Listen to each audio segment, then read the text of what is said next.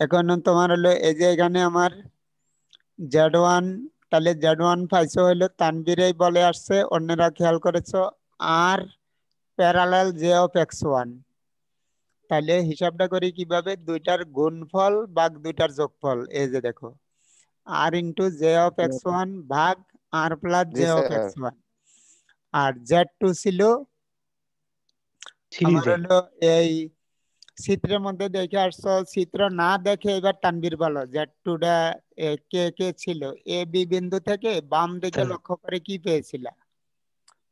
Sir বাম দিকে sir are not ছিল স্যার সিরিজে, আর নাম S2 স্যার সিরিজে, আর এক্সট্রা ক্যাপাসিটরের কারণে দেখেন স্যার মাইনাস আইছে এটাই প্লাসের জায়গায়।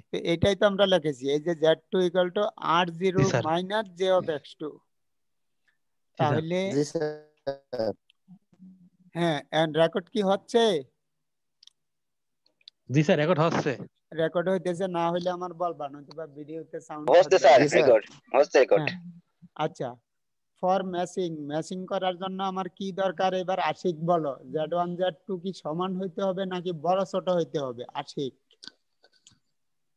B1 এর আশিক, 4ENT B1 আশিক এখন নাই, ফজলে রাব্বি বলো। সমান হতে হবে স্যার।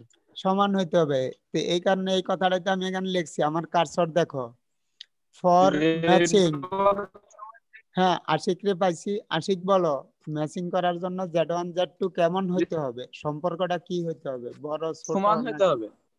সমান হইতে হবে? গুড, এই কারণে আমি লিখছি for matching Z1 equal to Z2, তাহলে এবার মান বসাও, Z1 এই সমান যে Z1 Z2 এর মান, সমান হতে হবে।